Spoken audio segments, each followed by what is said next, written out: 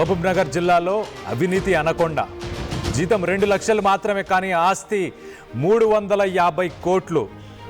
Deputy transport కమిషనర్గా పనిచేస్తున్న కిషన్ ఇంట్లో ఏసీబీ సోదాలను చేసి షాక్ అయిపోయిందంటే అర్థం చేసుకోండి.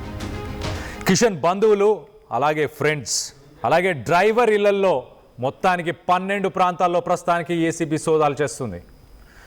అధికారికంగా అంటే రెవెన్యూ రికార్డుల ప్రకారం మార్కెట్ వాల్యూ 12.72 కోట్లు.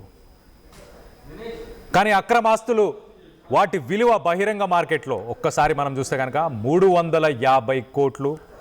ఇంట్లో ప్రస్తుతానికి కిలో బంగారం, 1.5 కోటి బ్యాంక్ బ్యాలెన్స్, 10 ఎకరాల్లో వ్యవసాయ భూమి, మరో 10 ఎకరాల కమర్షియల్ ల్యాండ్, దాంతోపాటు 2 ఫ్లాట్లు, హోటళ్లలో ఓనర్షిప్లు, వ్యాపార సంస్థల్లో కూడా వాటాలు.